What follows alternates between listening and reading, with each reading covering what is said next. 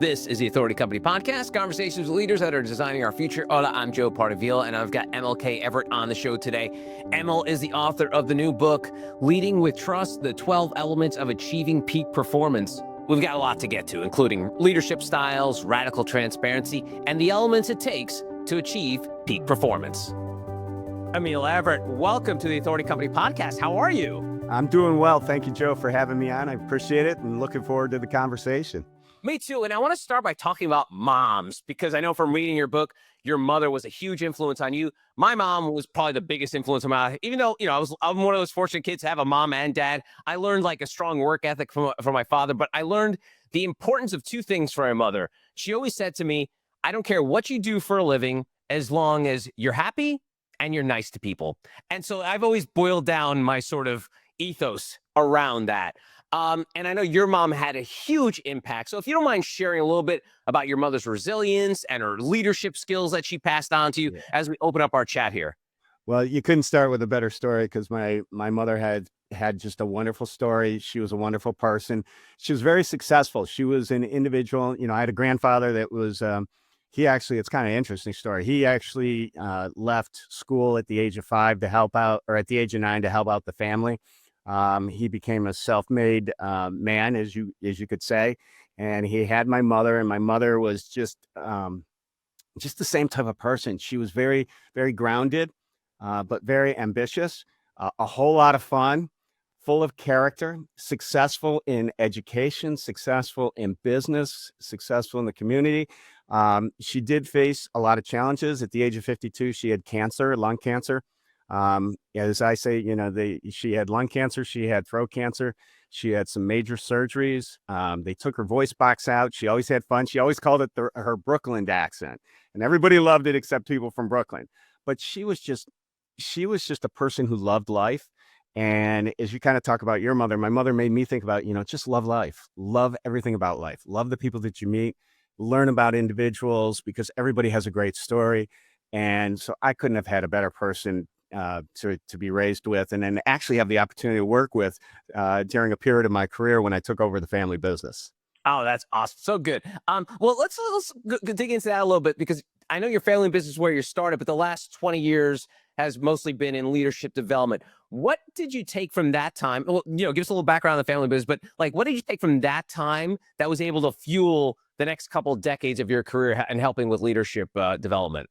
Well, I was in New York City, and I was working for a bank down on Wall Street. My mother called me up one day and she says, "Hey, come home, take over the family business, or I'll sell it right out from under you."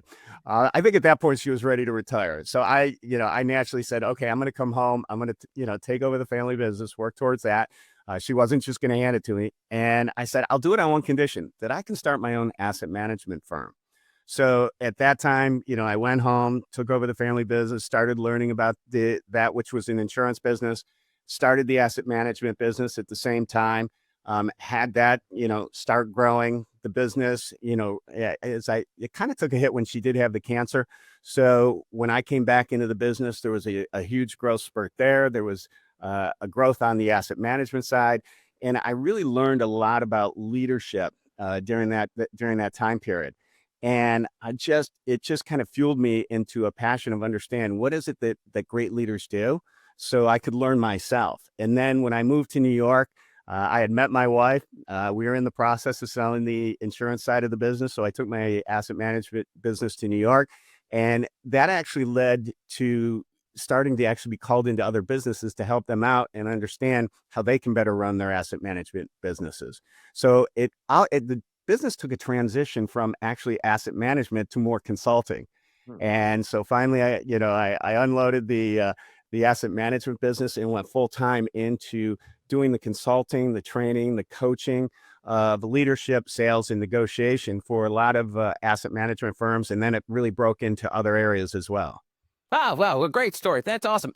So now we're going to dig into the leadership part, and Right. I want to start with sort of the current state of leadership. And I know there's a lot of ways to skin a cat here, but I want to start by talking about during the pandemic, we sort of saw this embrace of, empathetic leaders, transparent leaders, And, something that probably leaders should have been doing their entire lives, but it took like a global pandemic to kind of like shake them and say like, hey, remember, you're still a human, regardless of what kind of title you have.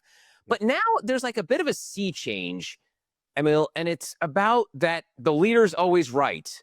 And don't ever disagree with the leader. There is this weird fascination where almost the leader of a company or slash country, if you want to go there, has this sort of impervious shield that you can't question what they do, or you'll be struck down, or you may get fired. I mean, and this is what you do for a living, Emil. Do you worry that this sort of, I don't want to say condition, but I want to say this attitude around leadership is sort of becoming very pervasive? Well, I'm going to take a step back and kind of go back to the pandemic, because during that pandemic, as I like to say, the Band-Aid was ripped off. And you really saw the difference between a great leader and an average and a poor leader. And what I mean by that is how they responded to their people. And were they showing that empathy? Were they picking up the phone and calling the people that take care of them? Were they connecting with them? Were they, as I think back on the insurance business we had, as somebody called me up and said, Emil, I was in an accident. It wasn't, okay, let's file the claim. It's no, how are you? What do you need? How can I help you? What can I do for the family? It was an immediately care for them first, and then let's get to the business. And we saw the great leaders do that in the pandemic, and the Band-Aid was ripped off on the bad ones because they were like really worried about, how do I make this business survive? How do I protect myself? So you saw that dichotomy there. Then as we came out of it, and you see this a lot in politics, and I have a political background as well. You see on both sides of the aisles, the leadership of both parties really have this, top-down mentality where you really want to engage the people around you to really understand what's going on in the world and how we need to react to the things that are going on in this world. Unfortunately, we have too many leaders in politics these days. They get stuck on their egos, they get stuck on the power, and they're not really thinking about the environment around them. And that serves as a detriment to everybody that's really affected by these leaders that we have leading the country these days. Do you feel like there's going to be a trickle down to that where, now it's the pandemic is long gone? We do you remember leaders during the pandemic? We're going to be a 100% remote workforce. We want to embrace families to have, a work-life balance. They don't have to come to the office. And then they woke up one day and they looked around. They're like, wait, we spent like $10 million on this building. I want to have people back in this office. And then all of a sudden, all those leaders that were so sweet and caring didn't care so much anymore. I almost feel like the reset button has been reset again to like the cold hard facts of leadership. Yeah, and here's the funny thing: when the pandemic hit, we all went remote, and then after the pandemic, as you talked about, it's like, hey, let's get back in the office. And then there were these huge arguments over, should we be in the office, should we be remote? That's where leadership really steps in, because, and I write about it in my book, it's really understanding, what's the vision of how we see this organization operating, and how do we orient the organization towards that? And then talking about agility and understanding, hey, this pandemic's probably going to last, first we thought it was going to last 2 weeks, but then it extended out for a couple of years. But leadership was so focused on trying to make the business, how can I say, survive, that they weren't really thinking about, how are we going to respond after this? And you can really tell the difference between a great leader who understands, okay, we have problems we're addressing now, yet we also got to keep that eye open and understand, what are we going to do afterwards? And very few leaders are really good at that. And it's exemplified by leaders you look at that turn around a company, but once the company's turned around, they're usually not there very much longer because they don't understand the dynamics of the afterlife after that turnaround. So it's very difficult for leaders to really embrace both sides of that, understanding, hey, what's going on now, and understanding that and reacting to that, being agile in that situation, and then thinking forward, and then what do I want this to look like? And can I orient the company to be there? Nice. All right. So you write about character versus skills in the book, and you define 5 character elements. Let's break those down real quick, and then we'll get into the argument of character versus skills. Yeah, I talk about the individual. You look at individuals, and it really comes out of a conversation I had with a NFL executive years ago. I said, how do you know to put good people on a field? And he says, Emil, I look at skill and I look at attitude, and attitude is reflective of character. And I always thought about that. That was way back in the 1990s. And it really kind of fueled some of the thoughts I've had on leadership throughout my career. And looking at the character side of an individual, you want to look at the motives. What are their motives? Are their motives in the right place? Are they serving the organization? Are they serving themselves? That's a question that needs to be asked. Along with those motives are, what are their values? And do their values align with the organization? Do their ethics, their behaviors align with the organization? And then we look at such things as like credibility and respect. And what's interesting though is we look at leaders, and as you as a leader, you in the book's really a great way of evaluating your leadership. Individuals look at these different components differently.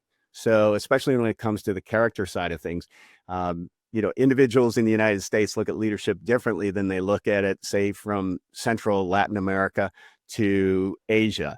They'll put different emphasis on different aspects: respect in the Middle East, credibility in Asia, and say in South America, Central America, it's going to be more values-based. Here in the United States, it's all about, hey, if you can get the job done, great. I love you. If you can't, get out of here. So it's kind of reflective. I'm kind of doing some stereotyping there, but it's a general way people look at leadership from various backgrounds, various experiences. So it's important that we understand the character component. And a lot of people aren't great at all five. I mean, you No. could talk about some of the great leaders of all time, whether it's like a Winston Churchill or Steve Jobs. Like, they probably didn't nail the 5 great character traits.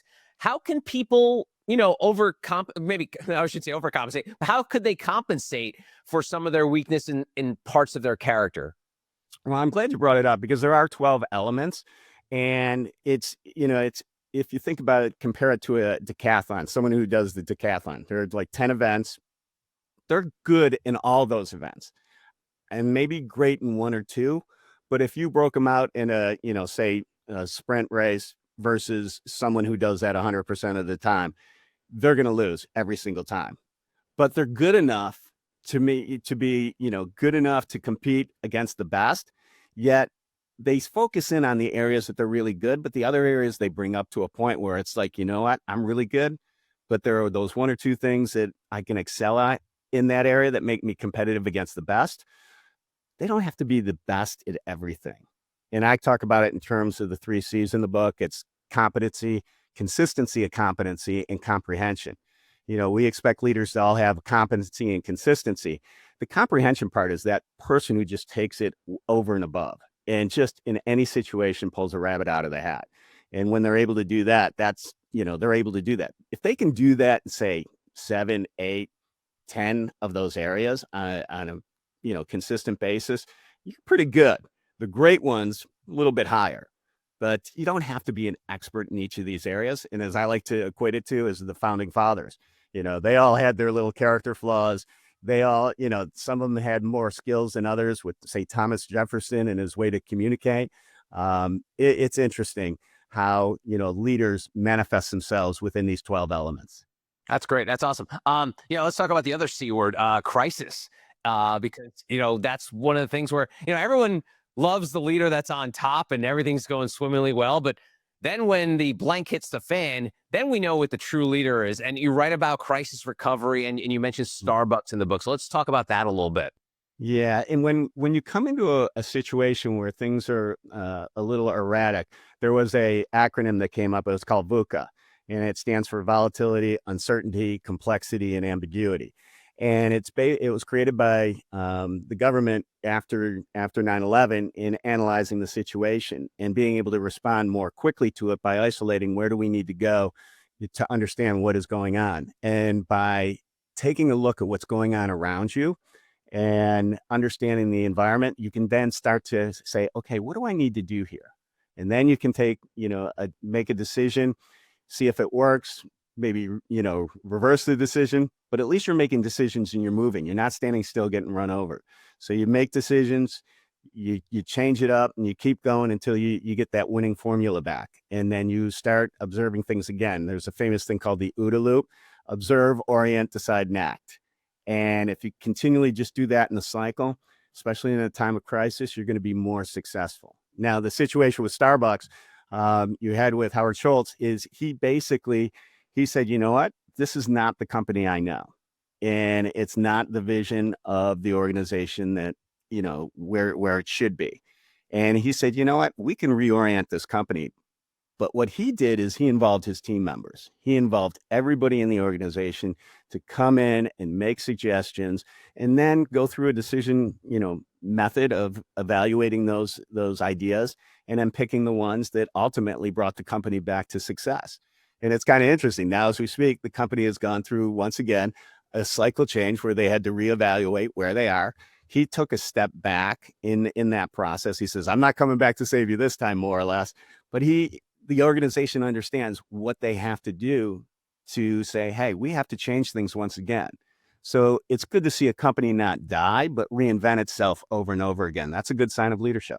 No, that's great. Yeah, I think they got another new CEO in there, and they've just a bunch of changes. So we'll see how that goes. And and on the subject of Howard Schultz, it's interesting how he's an amazing entrepreneur and he's a coffee guy. Yeah. But then when he decided to step out of being a coffee guy and be a presidential candidate, people are like, yeah, no, I don't connect with you. What do you think it is that makes leaders different in terms of like they can inspire people to run a company, but they can't inspire people to probably, lead public office? I know these are two disparate things, but you see it's a perfect example of how not all leaders can be leaders of everything because they did a certain thing right. CEOs, for a large part, they have what we call transferable skills. And for the most part, they can do that from one organization to the next. We've seen countless individuals be a part of, tech organizations, and they move around left and right and take different positions, and they're very successful. And when it comes, though, to kind of changing maybe from the business world to the political world, that's a tough transition. For a lot of things that you do in business, and having been on, both sides of the aisles of that, taking a look at what you can do in business and what you can do in politics, there's some distinct differences in things that you can do and you can't do.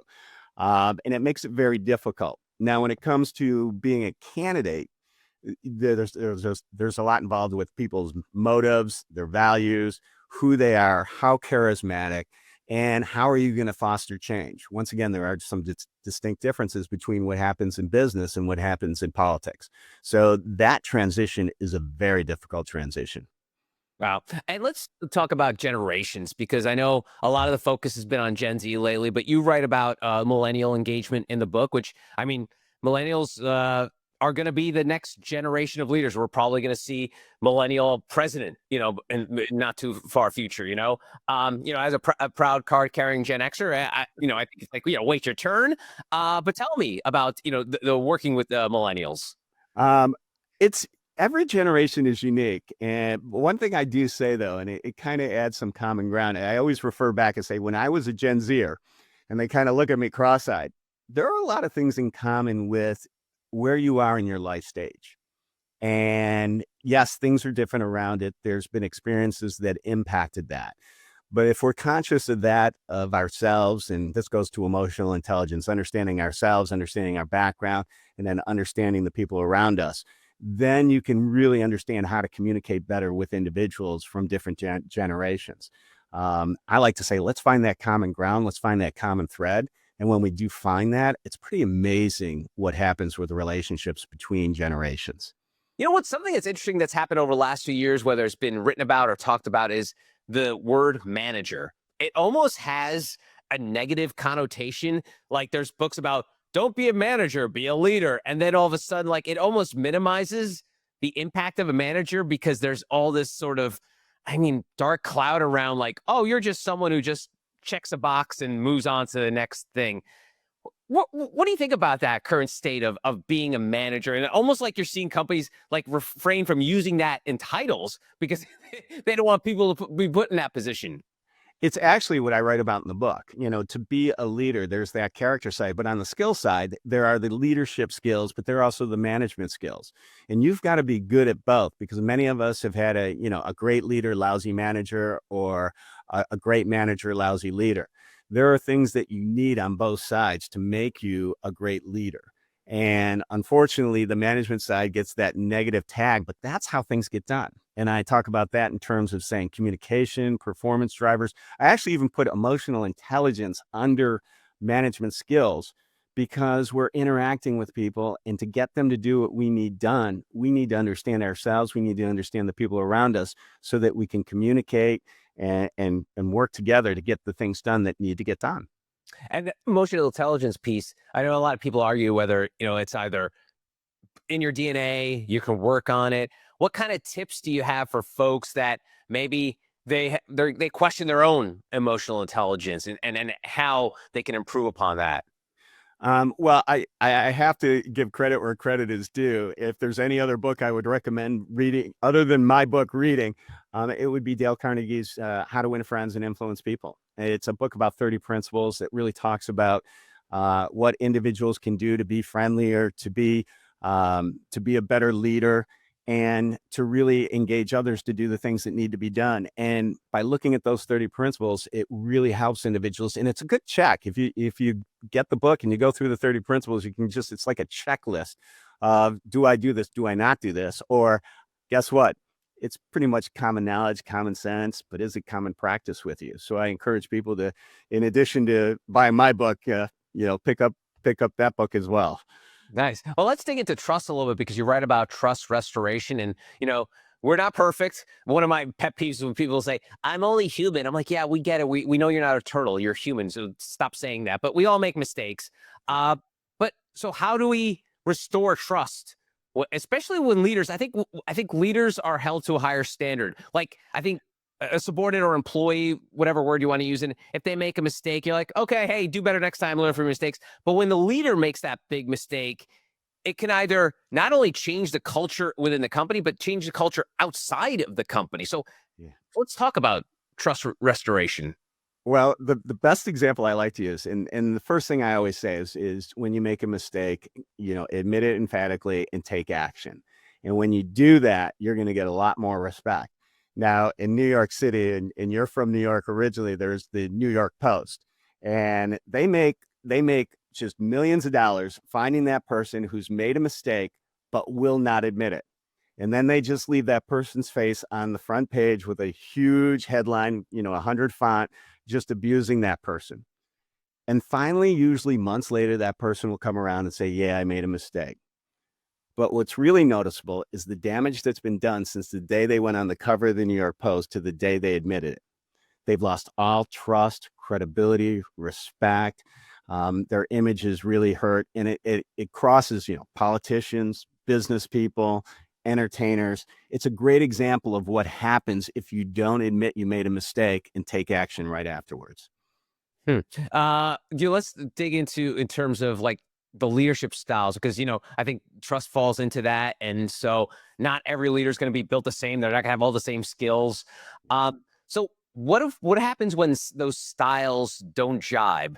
Because I think there's some people like I mentioned Steve Jobs earlier. I think we can all say one of the great leaders, great entrepreneurs of all time, but like looking back, man, not a great leader. Like people, he made people physically ill. Um, but somehow, even with that, builds an amazing company that creates products that have changed the world. Um, but we don't want everyone to be Steve Jobs. So Duffel. talk about different styles of leadership. Well, it's interesting. Steve Jobs and I can't remember the author who wrote the book, but wrote the book about Steve Jobs, the biography. And he basically, Steve admitted to him, he said, the only thing I absolutely regret was the way I treated people. So at least he had that recognition towards, closer to his death, that he realized that he had made a mistake in that. Now, when it comes to leadership, it's in leadership styles. A lot of times people, we use that term, we throw that term around, leadership style. What's your style? There was a great article written in the Harvard Business Review that I highlight in the book, and it really talks about the 6 styles of leadership so that we can understand, where do I need to go in this particular situation? So I may need to be a coach in one instance. I may need to rally the troops around the vision to drive performance. I may need to get the input of the individuals and be more democratic. So there's various types of leadership styles that we can use in any particular situation that we call situational leadership. And I highlight the 6 in the book and talk about the pros and cons of each, because to be democratic all the time, you'll never get decisions.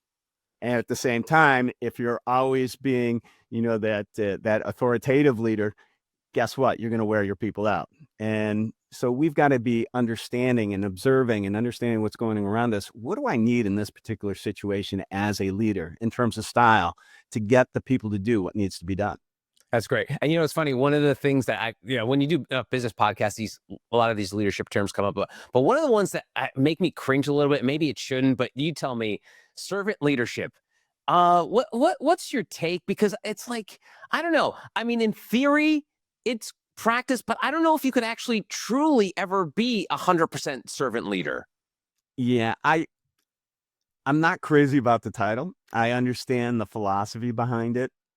And the idea is quite simply and I think it's kind of a shock, because it's really designed to get people who aren't really thinking about setting people up for success, as I call it. Let's set people up for success. And I'll do everything, move heaven and earth to do it. I guess that's the main thought behind servant leadership. I would probably pick a different title. I'm not sure exactly what it is, because it doesn't really justify everything that a leader does. It almost makes them subservient, which, yeah, in a way we want to, but I'm like, I think what you want is a strong leader who sets people up for success, that allows them to grow. As John Quincy Adams said, do more, learn more, become more. You're a great leader. So I get the idea of it. I'm not crazy about the title either. Oh, good. I'm glad it makes both cringe. All right, good. I mean, nothing wrong with it. I just feel like there's something not 100% right that jibes with me, and it could jibe with other people. I just wanted to share that. Yeah, it goes to the leadership styles as well. There are times when we want to step back and let them lead and be that servant leader. At the same time, there are times when we need to step up and really drive the organization at times when we need to drive it. So. Okay. Yeah, good. And one of the styles I think I want to go back to is something that Netflix made famous, and that's radical candor, or radical transparency. You write about it a lot in the book. And man, again, I think this is one of those servant leadership where, like, in theory, yeah, that makes sense, but like, there's so much nuance. Like, as much as we want everyone to think that radical candor and being completely transparent is black and white, man, there's a whole lot of gray in between there. So dig into that a little bit, and how sort of this radical transparency can backfire on people. The idea is really, you need to have, how can I say, a lot of respect for each other. There's certain things that need to be in place, and this goes to emotional intelligence. If people are aware, if they understand themselves, they understand the people around them. When you have that radical transparency that I talk about in the book, what it allows is for freedom of information, a lot of feedback, both positive and constructive, instantaneously. Ray Dalio did it with his hedge fund, and they literally scored it on iPads. I believe in the decision, but I believe in the other person more than the person who has the good idea. I mean, they were breaking this down on so many different levels. It was pretty incredible. Yet the idea is, hey, if we build a culture where we respect each other and we can be candid with each other, and we can do it in a way that allows us to transfer this information so that we all learn, we all grow, we don't take it personally, we can build a strong organization around that. So I understand the concept of it. It is very difficult to implement, but it takes a lot of, I would say the foundation of it is emotional intelligence. Yeah, no doubt. And also the top down, bottom up, like you were talking about earlier. Like, I think leaders who want to preach this are like, yes, everyone below me, radical transparency, but whatever you do, don't be radically transparent with me, because that's what leaders may like to have that in terms of their teams, but maybe they don't like to back at them as well. Well, it's fun because I can't tell you how many countless leadership programs. It's like I'm sitting there with the participants and they're like, our leadership should be in this. And it happens all the time. And actually the great thing I love about what I do, especially, is when leadership actually joins with the participants in the program. Right. And you make it that environment where people can be open, they can say things, and it's a huge growth experience. It can be high risk, at the same time, it's high reward. And it's great to see when leadership joins. You don't see it as often as you probably should. But as I like to say to the people that are there in those programs, it's like, hey, you're the force of change. And if you go back to work and you don't implement the things that we talk about in the programs to create the change, don't complain, because you are the change agents. And as I like to say, it may take as long as a generation for an organization to change. You look at individuals that are boomers, the impact of their leadership styles in the way they led are still being, utilized today with Gen Zers. And that in itself is kind of surprising. So, there is this, I learned it from my boss. They don't know anything else and they do it on to others. Most people have never received leadership training. So that's why I do what I do, because hopefully we can create that change. Wow. All right. Well, Emil, I like to wrap these conversations up by taking folks behind the dedication of the book. And you dedicate yours to my three boys, Colton, Dylan, and Hayden. May these words guide you throughout life in leading yourself and others forward. Tell me about why it was important to dedicate it to three boys. Well, I mentioned it earlier. A lot of people, a vast majority of people in leadership, less than 40% get any kind of leadership training. And in essence, I wanted to write this book for them to say, hey, when your opportunity to step up comes, I want you to have that opportunity as well. So to kind of set them up for success. So when leadership presents itself, they're not going to be afraid. They're not going to be hesitant. They're going to say, hey, at least I got some idea of what I need to do to take that step forward. So, and I've had the three great boys, they're just awesome. And I just want to set them up for success. Awesome. And he is Emil K. Everett. The book, Leading with Trust, the 12 Elements for Achieving Peak Performance. Emil, thanks so much for the time. I really appreciate it. Joe, thank you. And that'll do it for this episode. If you want to find out more information about Emil and our other amazing authors, go to theauthoritycompany.com.